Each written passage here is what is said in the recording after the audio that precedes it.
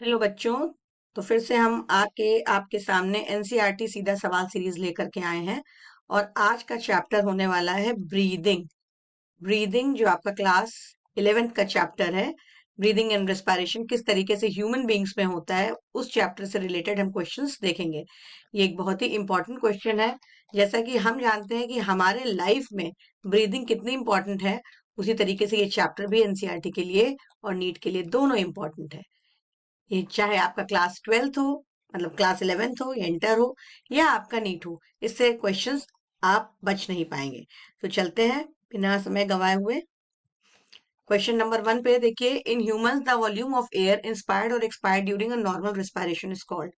क्या कहलाता है? नॉर्मली जब हम एयर इंस्पायर यानी अंदर लेते हैं और बाहर एयर कार्बन डाइऑक्साइड देते हैं तो उसको क्या कहते हैं? एनसीईआरटी जो है चैप्टर ब्रीदिंग वाले में पेज नंबर 267 पे कहती है कि during normal breathing the volume of air inspired और expired is approximately 500 ml called tidal volume. तो सीधे सीधे हमको ये पता चल रहा है कि जितनी वॉल्यूम हम लोग लेते हैं एयर की या जितनी एक्सपायर करते हैं उसको हम लोग क्या कहते हैं? टाइडल वॉल्यूम कहते हैं। तो ये सही जवाब है। ठीक है, नेक्स्ट क्वेश्चन पे, in the alveoli the exchange of gases takes place by. Alveoli जो है लंग के बलून जैसे स्पेसेस होते हैं, ये एक्सपैंड करते हैं और ये खुलते और बंद होते हैं बिल्कुल उसी तरीके से जैसे बलून। तो वो किस प्रकार से होता है? Active transport, facilitated diffusion, osmosis या सिंपल डिफ्यूजन। तो ये पेज नंबर 269 में इसका मेंशन है कि exchange of gases takes place between the alveoli and the blood by simple diffusion. Simple diffusion होता है मतलब हाई कंसंट्रेशन से लो कंसंट्रेशन की तरफ मूवमेंट एयर का होता है। चलिए अगले सवाल की ओर बढ़ते हुए, the primary site for the exchange of gases in the human body is. जहां पे एक्चुअल गैस एक्सचेंज होता है वो कौन सी जगह है? Bronchioles, bronchi, alveoli, trachea. NCERT page 266 में कहता है कि actual site of gases exchange जो होती है वो एल्वियोलाई होती है। एल्वियोलाई जो है, जैसे पीछे देखा कि बैग लाइक या बिल्कुल बलून लाइक स्ट्रक्चर्स होते हैं, ये गैसेस एक्सचेंज में पार्टिसिपेट करते हैं। ठीक है, ये स्मॉलेस्ट यूनिट ऑफ रेस्पिरेशन इसको कहा जाता है।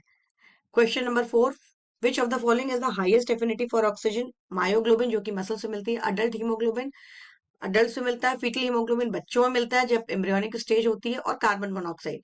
एनसीईआरटी पेज 271 कहती है कि carbon monoxide competes with oxygen and forms a stable compound called carboxyhemoglobin. It has 200 to 250 times more affinity than oxygen.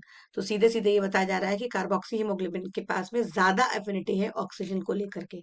तो सही जवाब ये है, डी वाला ऑप्शन।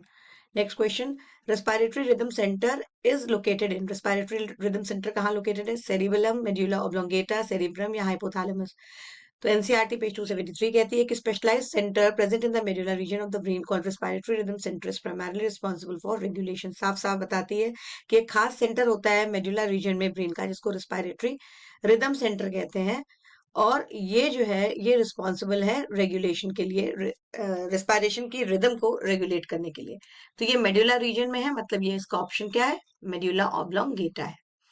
नेक्स्ट क्वेश्चन की ओर बढ़ते हुए, during inspiration the diaphragm. Inspiration वो प्रक्रिया है जिसमें हम ऑक्सीजन अंदर लेते हैं। तो वो क्या होता है? किसी भी चीज को अंदर लेने के लिए आप मेहमान अंदर करते हैं तो उनको जगह बनाते हैं घर के अंदर, तब मेहमान अंदर आते हैं। तो दरवाजा खोलते हैं, मेहमान की जगह बनाते हैं, तो बिल्कुल उसी तरीके से दरवाजा खुलता है और वो जो है कैविटी, जो हमारी थोरैसिक कैविटी है, वो क्या करती है? वो जगह बनाती है। तो जगह कैसे बनाएगी? Inspiration is initiated by the contraction of diaphragm. Diaphragm जो है नीचे जो होता है, डोम शेप का स्ट्रक्चर होता है कैविटी में, वो नीचे की ओर जाता है, जिससे कोई भी चीज नीचे जाएगी तो ऊपर जगह बढ़ेगी। तो थोरैसिक वॉल्यूम, जो थोरैसिक चेस्ट की वॉल्यूम है, वो बढ़ती है एंटीरियो पोस्टीरियो एक्सिस। एंटीरियर मतलब आगे वाली, पोस्टीरियर मतलब पीछे, मतलब एक तरह से ऊपर नीचे वाली जो एक्सिस है उसमें वो जगह बढ़ती है जब क्या डायफ्राम नीचे जाता है। तो इसका सही जवाब क्या मिलेगा? Contracts and moves down. तो कोई भी चीज जब नीचे जा रही है और कॉन्ट्रैक्ट कर रही है तो जगह बनेगी, जगह बनेगी तो ऑक्सीजन अंदर आ जाएगी इंस्पायरेशन के दौरान। नेक्स्ट क्वेश्चन है, which of the which of the following condition is incorrect about emphysema. Emphysema के लिए कौन सी करेक्ट है, कंडीशंस करेक्ट है?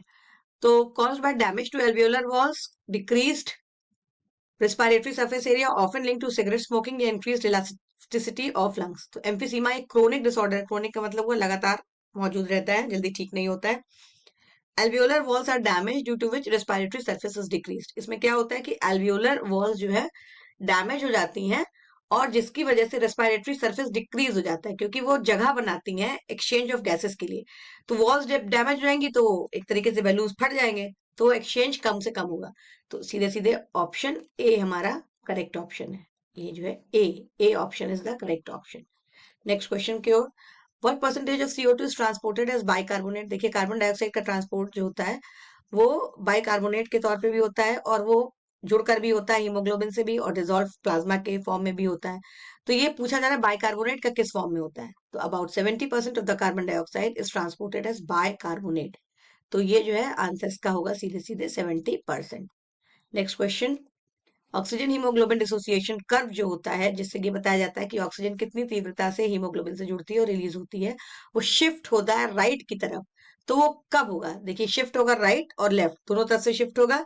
तो राइट की तरफ शिफ्ट कब होगा? जब PCO2 बढ़ेगा। राइट की तरफ शिफ्ट होने का मतलब वो ऑक्सीजन रिलीज करेगा। रिलीज करने का मतलब हुआ कब होगा? जब PCO2 प्रेशर बढ़ा होगा, कार्बन डाइऑक्साइड का हाइड्रोजन आयन कंसेंट्रेशन भी बढ़ा होगा, और टेम्परेचर जो होगा एक तरीके से हाई होगा। तो ये कंडीशंस आपको बी ऑप्शन में मिल रही हैं कि ऑक्सीजन एक तरीके से कम होगी, तो ऑक्सीजन चाहिए होगी, तभी तो कर्व राइट शिफ्ट होगा, क्योंकि आपको बताया कि राइट तभी शिफ्ट होगा जब वो ऑक्सीजन रिलीज करेगा। तो लो PO2 होगी तो ऑक्सीजन रिलीज होगी, हाई CO2 होगी तो भी ऑक्सीजन रिलीज होगी, राइट में शिफ्ट होकर के, और हाई टेम्परेचर में तो होगी, क्योंकि सारी चीजें जो है इसमें हमको ऑक्सीजन चाहिए होती है। Last question. Which disorder is related to inflammation of the bronchi. Bronchi से कौन सा डिसऑर्डर जुड़ा हुआ है? एस्थमा, एम्फिसीमा, एस्थमा बोलते हैं इसको, आप लोग एस्थमा एस्थमा बोलते हो। तो इसका सही प्रोनाउंसिएशन एस्मा है, TH इसमें साइलेंट होता है। तो एस्मा, एम्फिसीमा, निमोनिया या सिलिकोसिस। तो asthma is a difficulty in breathing causing wheezing due to inflammation of bronchi and bronchioles. Asthma जो एक तरीके का ब्रीदिंग प्रॉब्लम होती है, जिसमें वीजिंग मतलब एक तरह से आवाज आती रहती है। और क्यों होता है ऐसा? क्योंकि ब्रोंकाई और ब्रोंक्यूल्स इन्फ्लेम्ड होते हैं, इन्फेक्टेड होते हैं। तो उसमें जो है सांस लेने में डिफिकल्टी होती है, एक सीटी जैसी आवाज निकलती रहती है। तो ये इसका आंसर जो है एस्मा होगा।